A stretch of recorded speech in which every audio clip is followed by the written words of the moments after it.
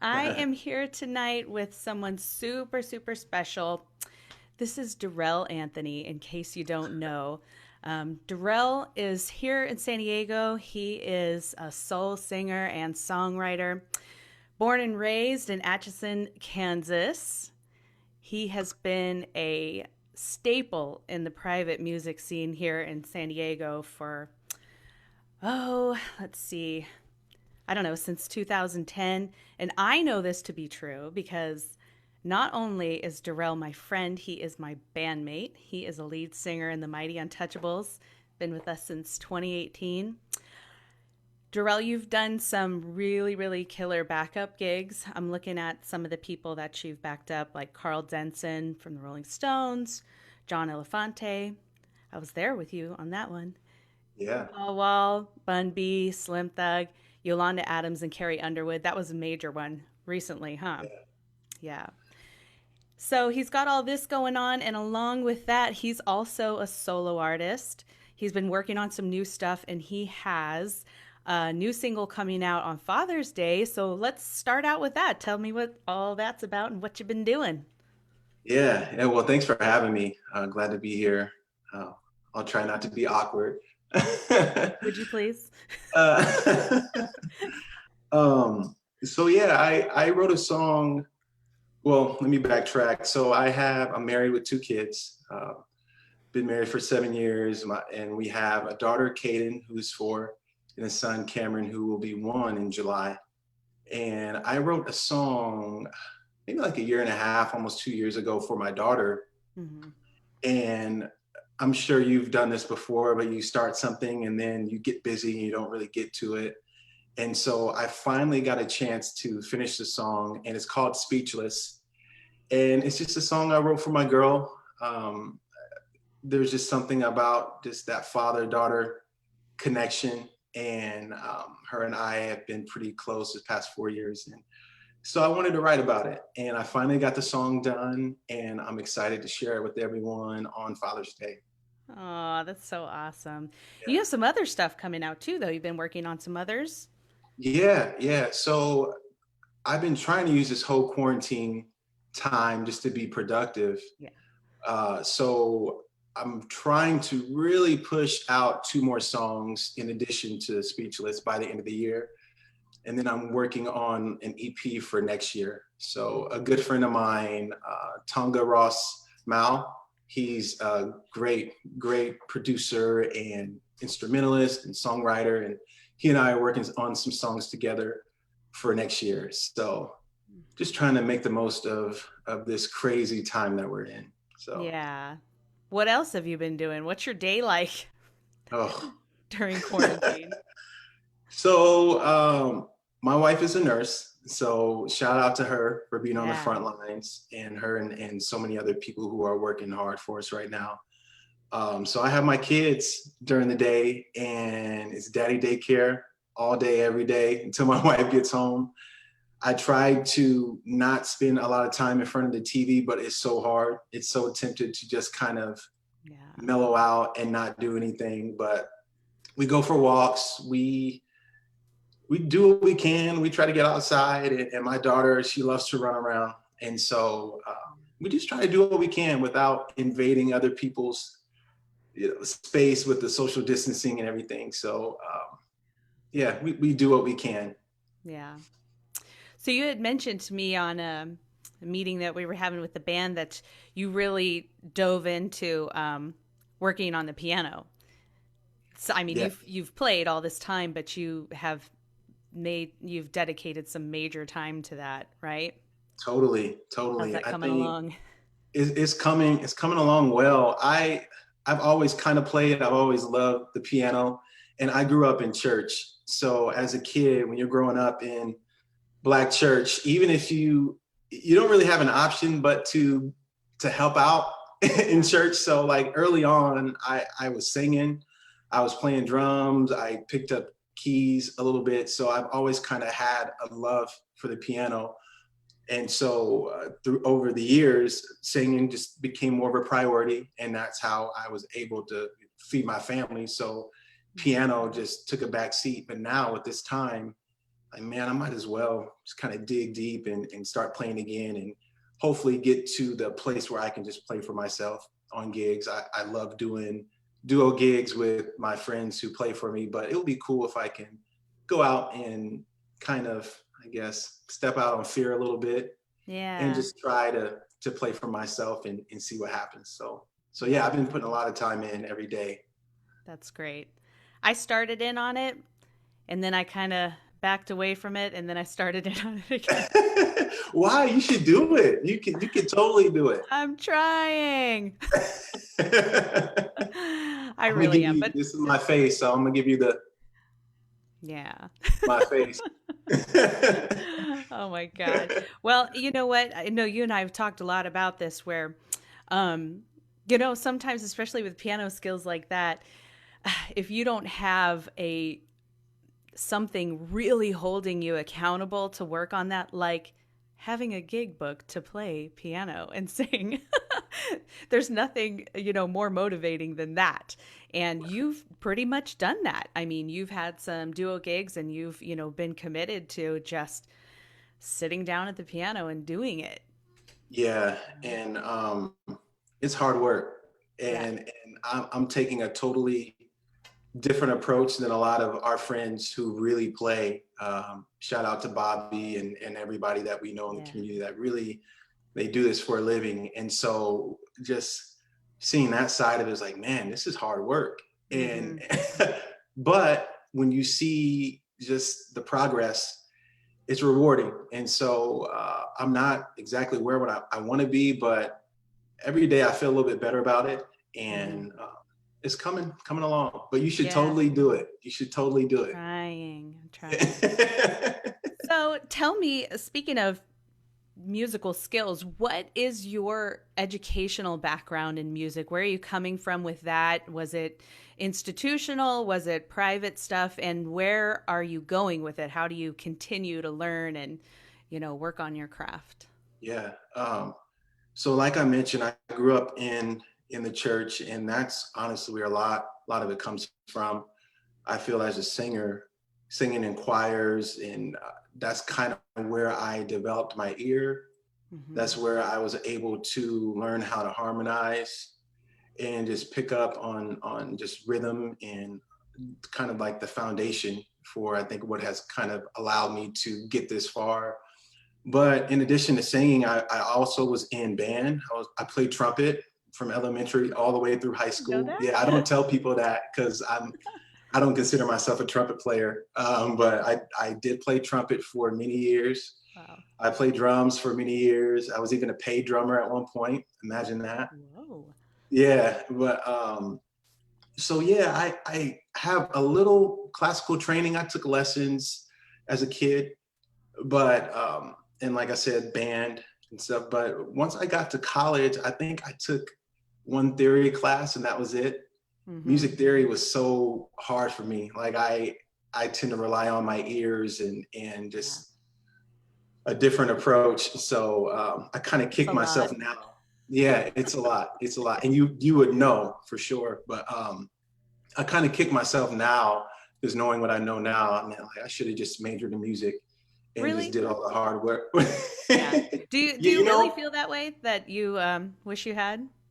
well, I think I would be so much further along. I would know more. And Mm-hmm. as singers, I think that we have to kind of fight for respect as singers because people don't see us as musicians all the time. Mm-hmm. And so when you get around other musicians and you have the knowledge and the foundation, you're able to communicate, you're able to really kind of hold your own and find your place amongst those circles. So I think I would have just progressed faster had I majored in music or took a few more classes. But Yeah. to answer your question, I don't really have a lot of training, like private lessons here and there, but um, yeah, that's Mm-hmm. about it. Yeah. Well, if you haven't heard Durell, you wouldn't think that because he's an incredible singer.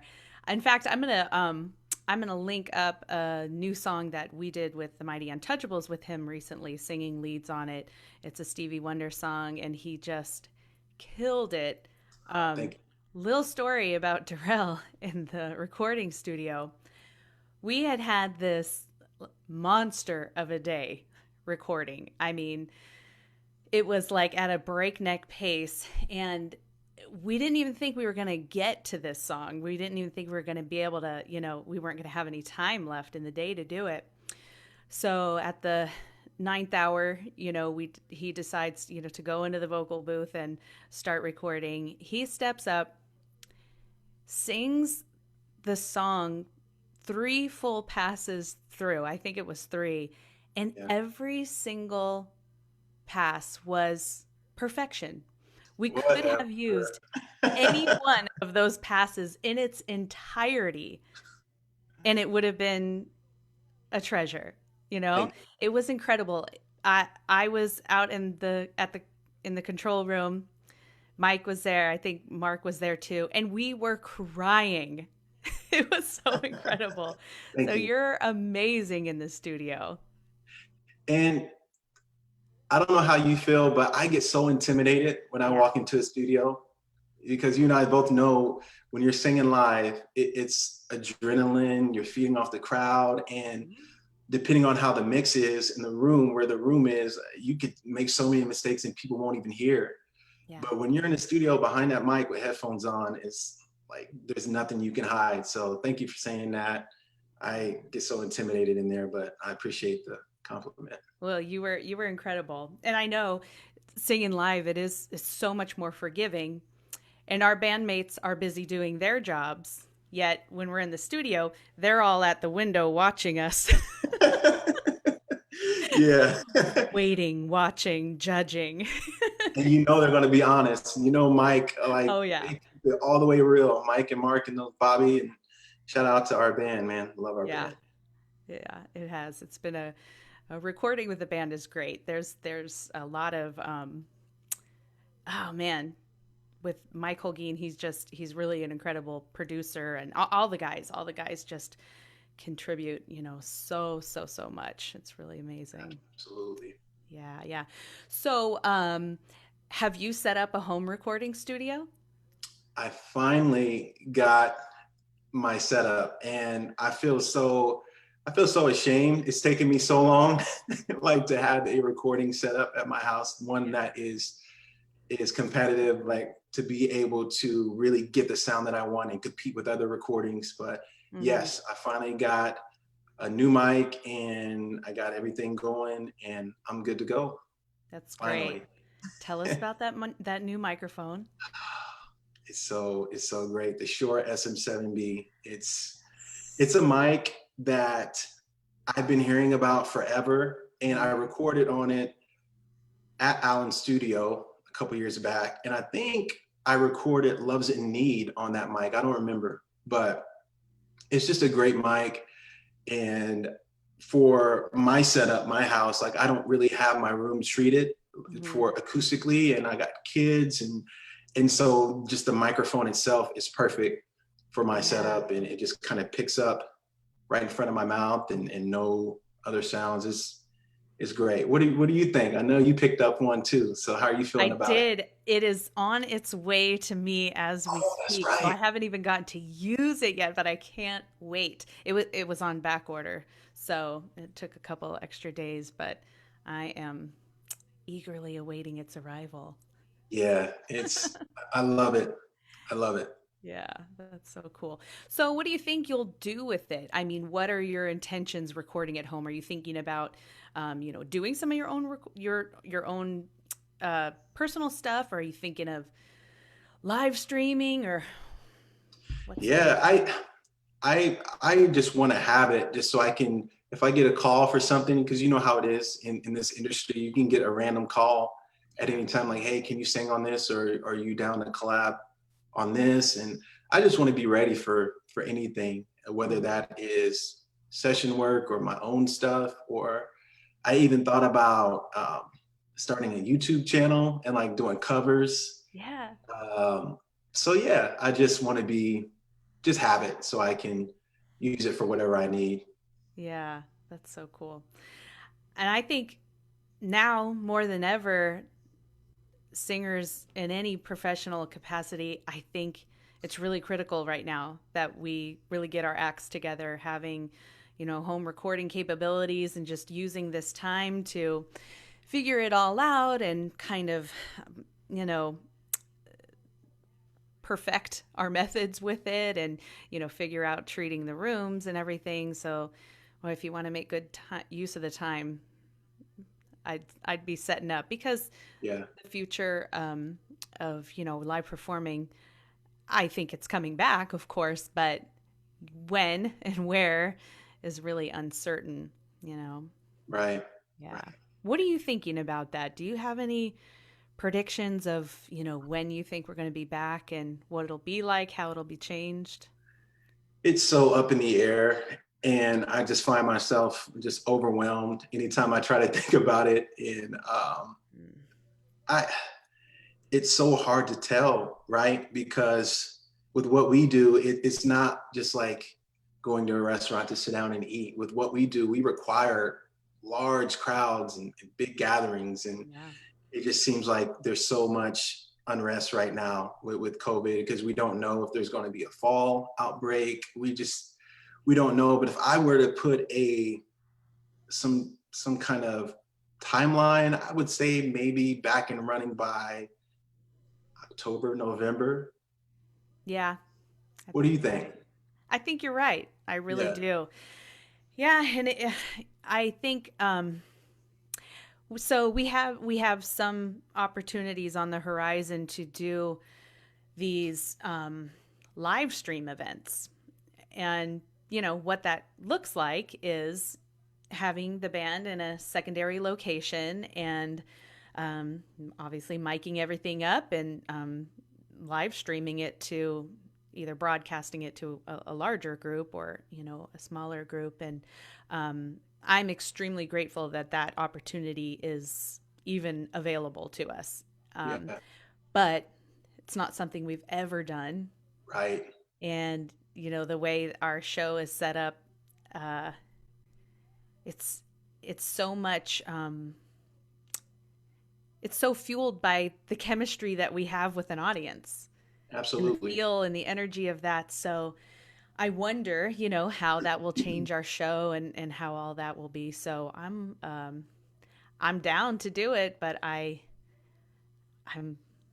unsure, I think is the word. I hear you. And I'm trying to motivate myself to be down to do it. It's going to be so different, so different than what we're all used to. Yeah. But this season has just taught us all to be flexible. Mm-hmm. And so like you said, you got to just be down to do it. So yeah, and maybe it's something that we're going to need to approach like we do the studio.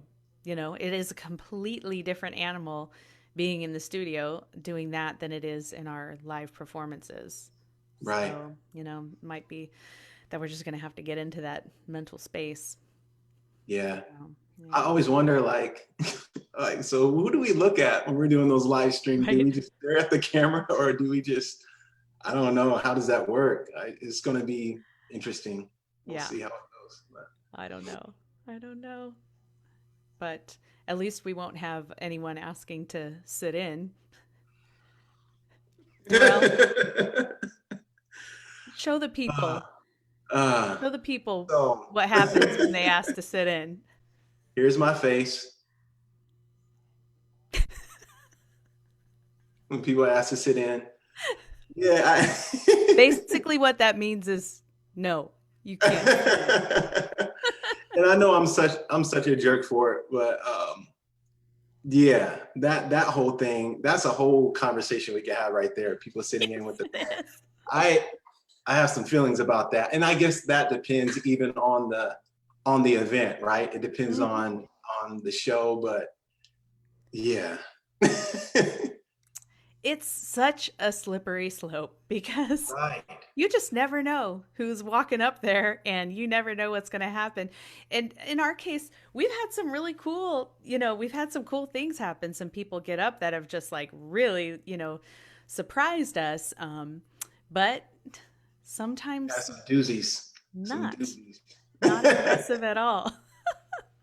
And I'm the whole time in the corner, just like,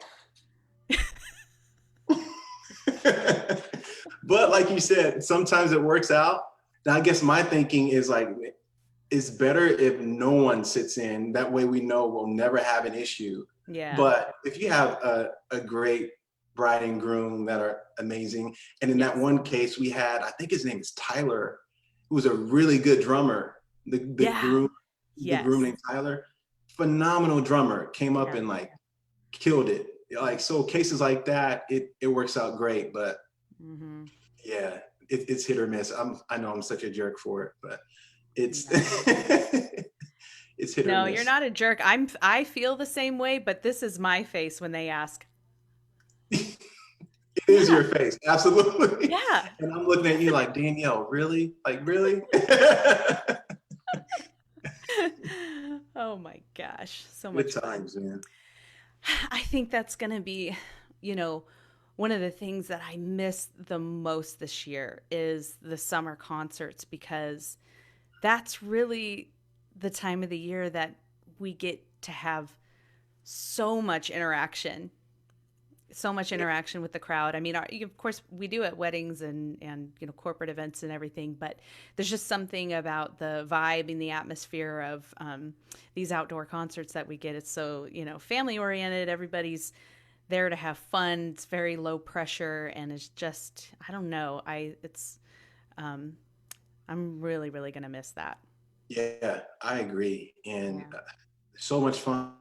And for our families who never get to see us do what we love, Yeah. those are like the times that our kids and our friends can really come out and see us doing our thing, because so much of our work is private events and corporates and weddings and that whole thing, or late night gigs that are like the casino gigs that end at 1 a.m. And so those summer concerts are a perfect time for people to come out. And so I agree. I'm going to miss those too. And yeah. Well, I'm going to take a second here and give a little shout out to everybody that's joining us on Facebook tonight. Thank you guys so much for checking in with us. We've got Margie Shade. Oh, my Aunt Margie. Hey, Aunt Margie. Yeah. Love you. Chuck Phillips. Hey, Chuck Phillips. Hey, Chuck. Yeah. Peggy Roper. Yes. Yeah. George Shade is out there too. Yeah. Awesome. Karen Bradley. Mike Holguin is joining us. Awesome. Karini Knowles. Yeah. Well, thank you guys so much. And if you have any questions or, want me to ask Durell something specific, please go ahead and write it in the comments, and I will try to keep an eye on these things. Cool. Yeah. So Durell, there's a lot going on right now, as if everything with COVID and quarantine wasn't major enough. I mean, especially in our industry, we basically are at a complete standstill, at this point. And, that's really, it's life-changing in more ways than I can, possibly describe. So as if that wasn't enough, now we have today's current events going on. And I know that you must be deeply affected by it. Not just that, you live in the La Mesa area, so you were, rather close to the events that took place down there. So I think it's just really at the forefront of everybody's mind right now. And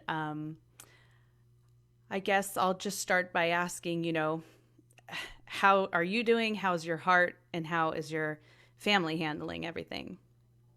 Yeah, thank you for asking. And this is all just a lot. And I'm so heartbroken by everything that's been going on. It hurts me to see the things that are being done to Black people. As a Black man in this country, I faced challenges, but not even challenges compared to what some people really go through. Yeah. And the George Floyd and all the people that have come before him, it breaks my heart. And I don't know what it's going to take for things to get where they need to be because it's so deeply rooted. It's systemic, racism is. And I don't want to, we don't have to park here too long. You know, I don't want to get all political and stuff, but it's so deeply rooted. And I think one of the things it's going to take is just leaders at the highest level just standing up and denouncing racism, denouncing these kinds of things happening to Black people. It's also going to take just the change of hearts in a lot of people, and only God can do that. Like, I'm not a minister, I'm not going to get all religious, but I am a person of faith, and I believe that it's really going to take the Lord just working these things out in people's hearts, because we've got such a long way to go, and we see that right now with the things that are going on. But like, I'm doing okay. I think the good thing that has come out of this is that I've been able to have some conversations with some of my non-Black friends. I've gotten a lot of messages in my DMs and text messages and phone calls. And so conversations are being had, but it has to go further than that. We have to get leaders at the highest level to step up and apologize and denounce racism. And racism is not okay in any shape or form. Yeah. So that's where I'm at with it. And yeah, thank you for asking. Yeah. Well, I mean, it's you know, it's just not something that we just can't talk about right now, you know. And I think our community, our music community here in San Diego, I think is going to be really changed by this in a lot of ways. And I think it's just an insanely uncomfortable time. And you know, me and my family, we've been thinking about it every single day. And I feel like, you know, one of the biggest things my husband and I have been talking about is, you know, we of course have always considered ourselves, you know, allies and love all our Black brothers and sisters without any question about it. And have never really had any discomfort with discussing race, because in our minds we think, well, they're not talking about us, but this compels you to examine your insides so much and take stock of your whole life and your thinking and those that are around you. Yeah. And it's been incredibly revealing when you really do take a hard look at it, where the aspects of racism are hidden in your life or right in front of your face, but you choose to deny it so many times. And so, you know, my prayer for all of us is that, you know, we're going to come out of this changed for the better. You know, I think it's going to take a lot of hard and probably really ugly conversations, you know. Yeah. I don't want to see that, but it's going to happen. And for the record, your family is awesome. My family, we love your family. Kaden loves your girls. Like, anytime she's around your girls, yeah. Like, you guys show nothing but love. So, well, speaking of them, sometimes I wish that people could step back and just watch our kids play together. Yeah. You know, it's pure innocence and just love for one another. There's no judgment between them. And it would be great if, you know, we could all adapt that mindset again in our lives, you know. It's hard to get there, though. And I don't want to, well, we'll move from this when you're ready, but I'm curious to know, because I do see so many hard things, you know, especially happening on Facebook. And it's crazy how a time like this and the era of social media too, how it reveals things about other people that we would have never guessed. You know, you see a lot of opinions and everything, and I'm real surprised, and I'm learning that that's an area that I have to begin to speak up about, which I never have.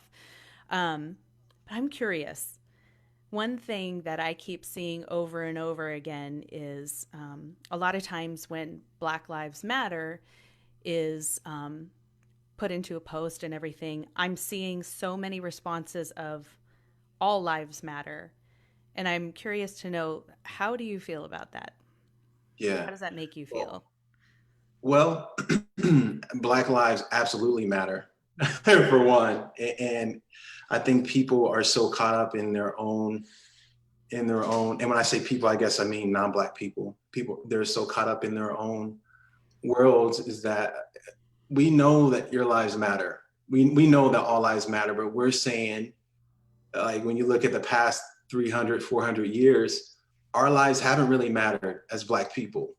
Like, and you can see it in the system. You can see how things have been set up for so long. And so, yeah, all lives matter. We know that, Mm-hmm. but our lives matter as well. And when you see just the numbers of the Black people that are killed by the police, I encourage anyone just to go and look at some numbers. I read a stat the other day that in 2015, I believe there were 105, Black people killed by the police. Mm-hmm. And I believe four of them were charged and convicted. And out of the four, no one served more than 4 years in prison. Mm-hmm.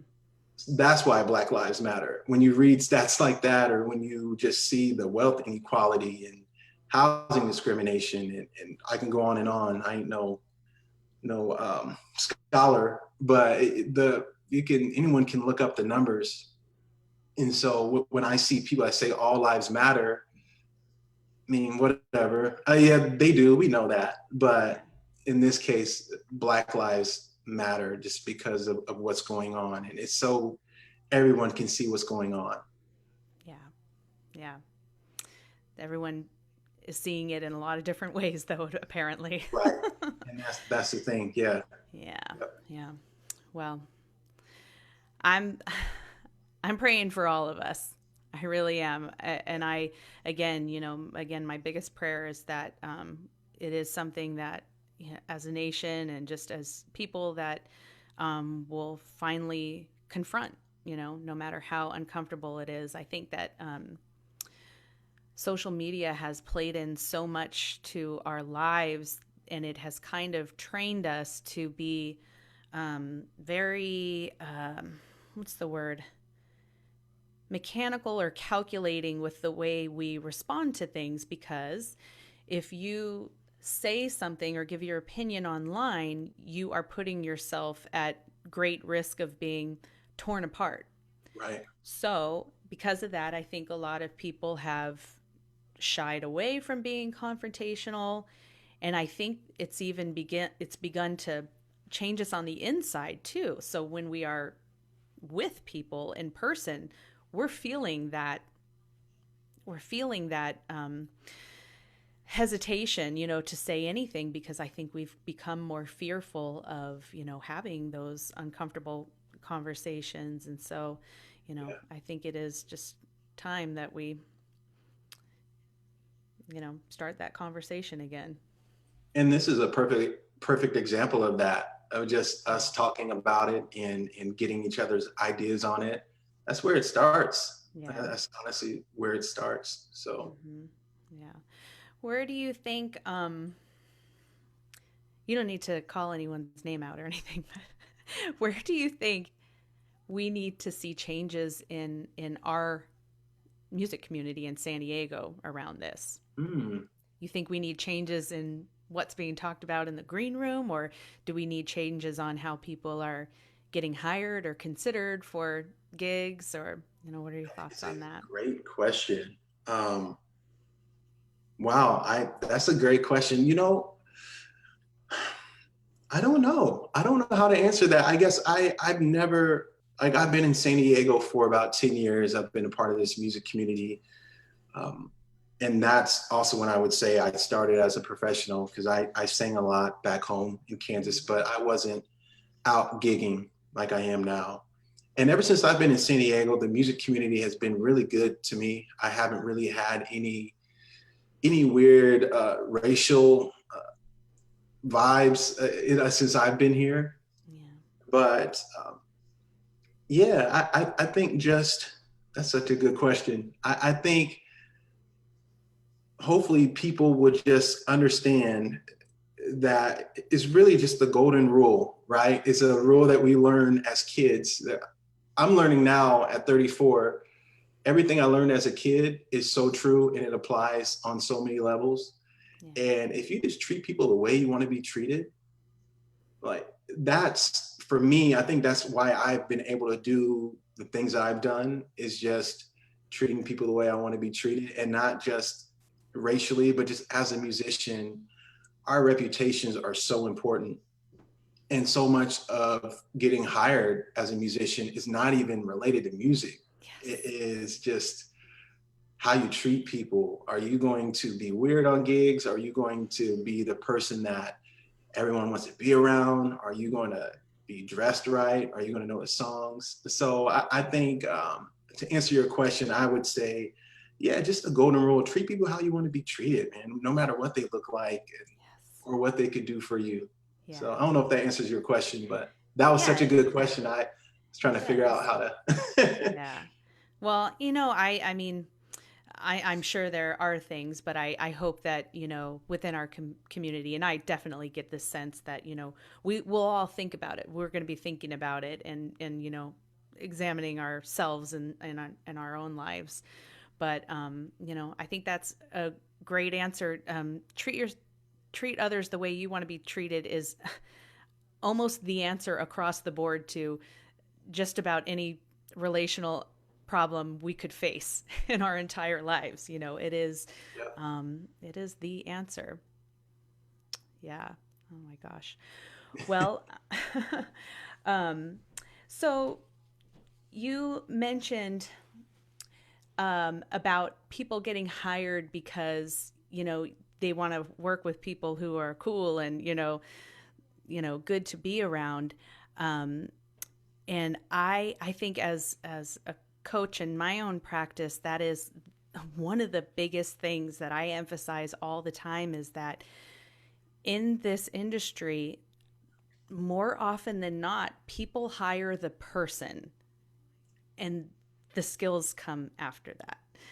I mean, skills, don't get me wrong, are vitally important, but really people are hiring the person first. And I think that anybody coming into the industry should really, really focus on that a lot is your interpersonal skills, your soft skills, and just, how you network and how you build relationships. And on that topic, when you came out here to San Diego, how did you even, get connected with the San Diego music scene? Like who were you meeting and how did that start to, eventually snowball into work for you? Yeah. So when I moved here, it wasn't even for music. It was I had visited San Diego a couple years prior to me moving, and I fell in love with the city. I knew that LA was only a couple hours away. So as a singer, LA was always kind of in the back of my mind, like, okay, if I move here, San Diego, I could drive up to LA and do that whole thing. So that was always in the back of my mind, but I had no idea just how great of a music community there is in San Diego and how much work there is. And when I got here, I found my first band on Craigslist. I went on Really? that, yeah. I found my first band on Craigslist, and the leader of that band, really good friends to this day, Joe Bigham, guitarist and instructor at UCSD in Cuyamaca, really good friend of mine. Shout out to Joe for kind of taking a chance on me because at that time I had no idea how to be in a band. Like I didn't know how to really lead a band. I didn't know, I didn't have the chops to get through 3 or 4 hour gigs. I was super green, as we say in our field. And I found this band online. The band was called the Black Belt Jones Band. And a funk band, great musicians. And I was the weakest link in the band. And I did my audition, and it wasn't even that great of an audition, but Joe, man, he took a chance on me. And ever since then, how we work and how we do things as musicians, it's just about knowing people. It's about meeting people. It's about singing as much as you can or playing as much as you can and being out, being on the scene. And I just was in that band and just kind of learning. That led to one thing, that led to another thing. And years later, I'm with TMU, the Mighty Untouchables. And so, yeah, it's been great. It's 10 years that have gone by so quick. And I never thought I could even make a living as a singer like this. Like, I just never thought that it was possible, but still doing it. Yeah. Yeah. Well, I mean, I just kind of going back to the original comment, I think that's probably, why Joe took the chance on you, is because he saw the person in you. I mean, me knowing you personally for this long now, you are, you're just good people to be around. You're one of the humblest guys that I've ever met in my life. And you just being in your space, you have great, kind energy. You're just, a pleasure to be around all the time. And I think, sure, not all the time, but most of the time. I'll take it. But I just think that just speaks volumes about, how you can really how you can really find success in this business is just, focusing on the right things. Yeah. Yeah. Where do you get this from? Were your parents musical at all, or? Yeah, my parents are so amazing, and they are music lovers. So I grew up, they had so many tapes and records, and my dad plays piano, my mom sings, my sister sings and plays saxophone and clarinet and piano. My brother is musical, is a songwriter and can rap. Like, I come from a musical family, and I was just early on, the music was everywhere. And I think I knew I wasn't going to be an athlete. That was my brother. My brother was a really good athlete, and my sister was like super academic, and I had to figure out what I was going to do because I had to do something. And thankfully, music was what I took to. And like I said, I didn't even think I would be doing it full time. I just didn't think it was possible. But yeah. Oh my gosh.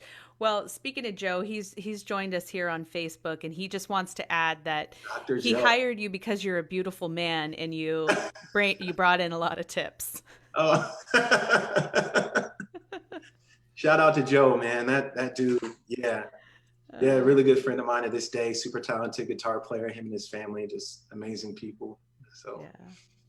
Thanks for adding that, Joe. Who else do we have out here? A couple shout outs to people joining us. We've got Karen Lynn out there.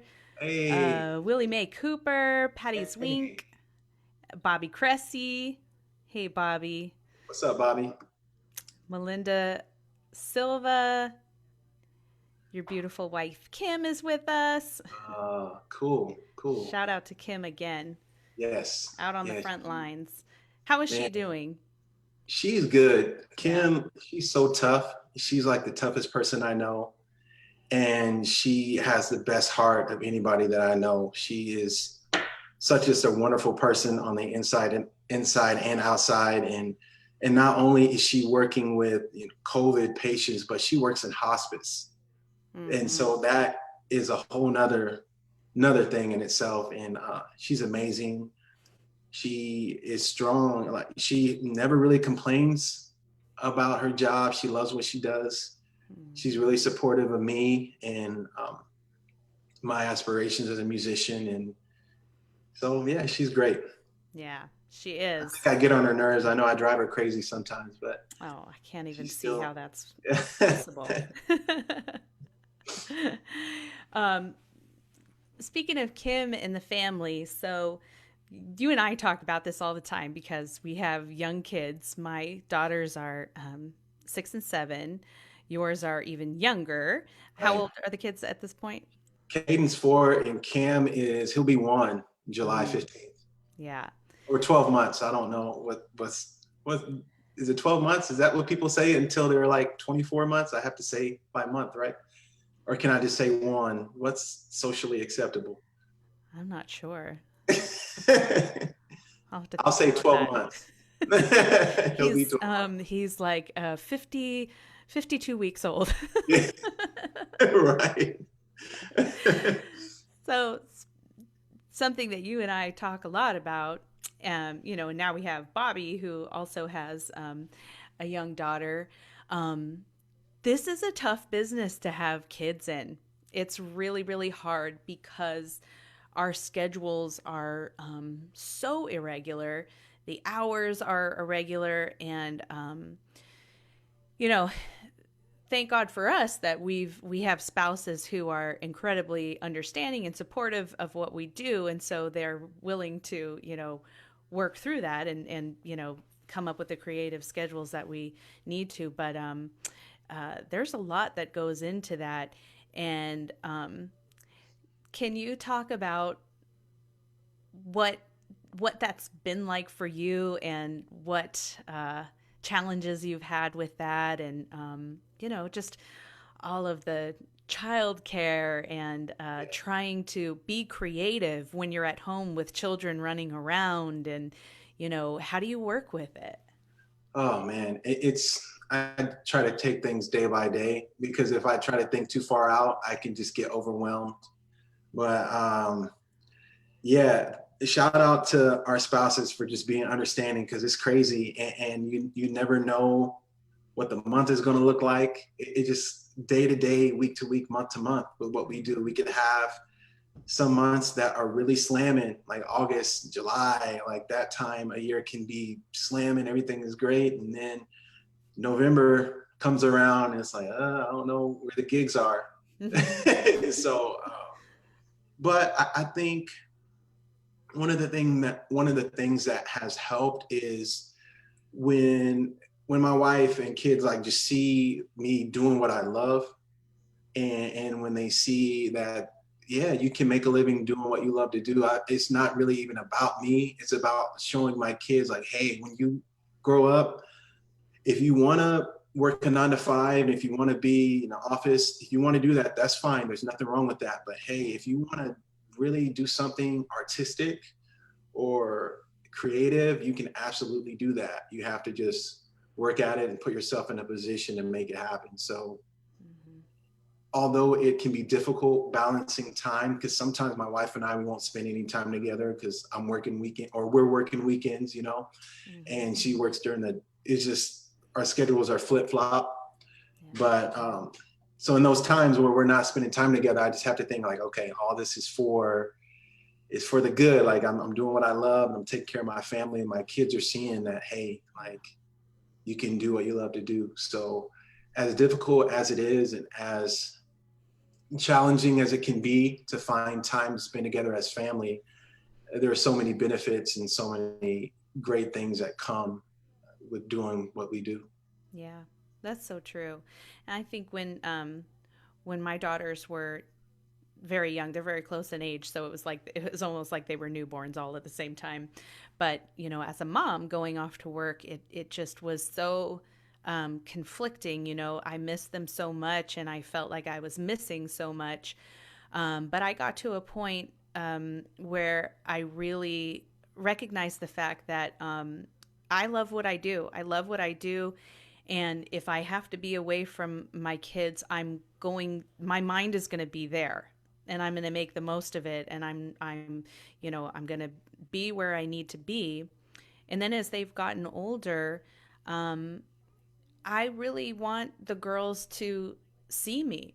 I want them to see who their mom is, and what she's passionate about, and what's possible, for them in the future, especially as women too. I want them to see that you can make it happen. And this is what it takes. So when I talk about going to work, I really try not to put any spin on it, like, oh, I have to, mommy has to be gone again tonight. I always tell them, I love you, but I love what I do too. And, you know, you can count on me being back, you know, in the morning, and we'll have a great day tomorrow. But, you know, I really want them to see that I love what I do, you know, and when they Yeah. get bigger, they can choose a career that they love too. Right. Yeah. It's so important. It's so important in 2020. There's so many options for us now. Like Yeah. there's so many. You don't have to feel like if anyone, you could literally be whatever you want to be, as long as you're putting in the work, as long as you're putting yourself in the position and being strategic to make it happen. So I Yeah. totally agree. So Yeah. important. So we have some other people that are joining us on Facebook. We've got Kimmy Marino, Oh, cool. your Yeah. sister Diamond. Hey, oh, I have a story for you about Diamond. Yeah, let's hear it. She loves you. My I love sister Diamond. like She loves is, you. her spirit is just like her energy. I mean, when I met her, I was just instantly like, She is such, great. man, that's like her and my brother, obviously Kim, but her and my brother, they're like my best friends. And like Diamond, she is such a music lover, and she like is so passionate about music. And I don't know if you remember, but her and her family, they came to one of our summer concerts, and Mhm. she was like front and center, like losing it, like over just our band. Like she just I loves love it so that. much. And I talked to her recently, and she's like, "Do you think Danielle would give me voice lessons?" And like, she's so beautiful and she's so amazing. I went and listened to, because she heard "What a Fool," the video, or the band "What a Fool," and how you killed it on that song, by the way. Thank She's you. like, "I really want Danielle to give me like lessons." I'm like, "Yeah, she Oh, will. Danielle is awesome. I'm sure she would." yeah. But yeah, I love my sister. She's amazing.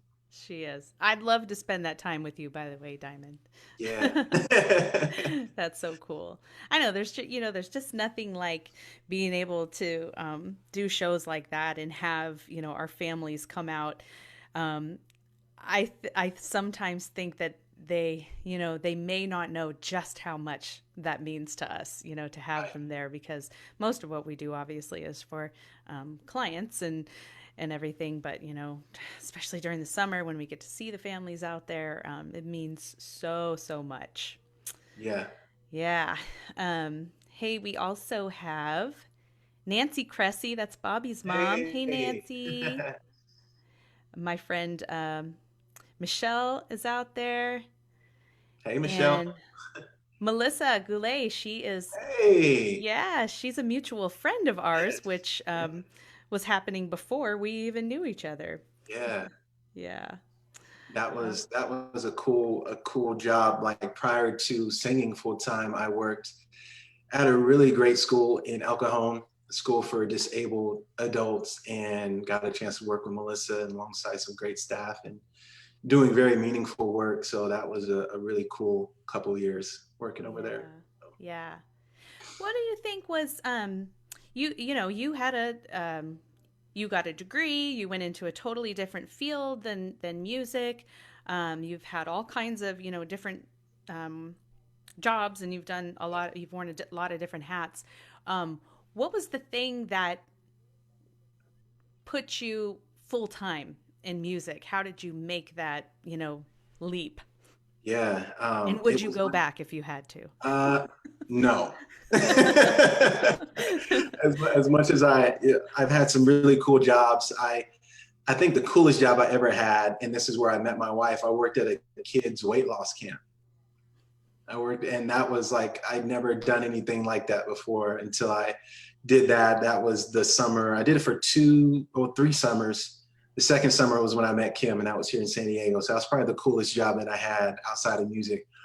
I would never go back. I love singing. Mm-hmm. And I think what put me to full time was when my daughter was born. So Mm-hmm. and that was 4 years ago. So I've been singing professionally for 10 years, full time for 4. And about that time, I was right at that point, money wise, where like, okay, like my wife and I did the numbers, like, okay, if I just did music, it would work out fine. Mm-hmm. It was scary, but it would work out fine. So 4 years ago was when I took that jump. It was It was great. I'm so glad that I did. And ever since then, it's just gotten better and better and better. Yeah. But before that, I was always juggling. I had the full-time jobs during the day, and then I'd be gigging at night on the weekends. But yeah, it took many years Mm-hmm. for things to kind of get to that point. Yeah. It seems to have worked out okay for you. Yeah, yeah, thankfully. Yeah. I think that was the same time that I made my move into music full time too, was after having my first daughter and being faced with going back to work and knowing how much travel was involved in my work. And I just knew I have a choice to make, because music, motherhood, and a corporate position are not going to happen together. Right. And I was going to have to give one up. I wasn't going to give the child up. And I could not So see you thought myself. about it? No. I sat on it for a minute. And Hmm. but I knew, I knew I couldn't walk away from music. And while I was with the Mighty Untouchables at that time, and we were doing great, I can't say that I was feeling like I was making full time money. Maybe I was, I don't know, but again, it was a big leap to make, but definitely hands down one of the best decisions I have ever made. And Yeah. I couldn't see myself, I couldn't see myself doing anything else. Right. We have Danny Green is out there too. Hey, And Danny, another great hey, piano player, songwriter. yes, he's great. And he's saying he has kids too, that balancing music life and kids is no joke, but we're lucky to have both of these things, which is Yes. could Yes. not be more true. So before we go, speaking of kids, tell everybody one more time about the single that you have coming out, where they can find it. I'll definitely be putting links in the post. I'm going to link up Love's in Need of Love from the Ooh. Mighty Untouchables, which you are amazing on. But tell us more about your new song coming out. So the song is called Speechless. It's about my daughter, Kaden, her and I, father-daughter relationship. And it will be on my website, DurellAnthony.com, Instagram, Durell_Anthony, Facebook, iTunes, everywhere, Spotify, all over. So Great. And then we'll have others to look forward to also down the road soon. Yeah, Yeah. hopefully. Okay. Yep. Well, get your eye makeup remover out, get the mascara off, and then tune in to Durell's new song. Yeah. Thank you so much for doing this with me. Thank you I for having me. It's love been you an so honor. much. I miss you so I much. know, I I know. really miss our time together, but I know we'll the whole group will be back together soon. But all my love to you and the family, and I hope at some point soon we'll be able to get together. Thank you to everybody who joined us tonight. We love you guys Yes, too, and yes, thank you. appreciate it. So I think we will sign off for now, and don't forget to check the links on this post for Durell's new music coming out. Yeah, thanks again. All right. See ya.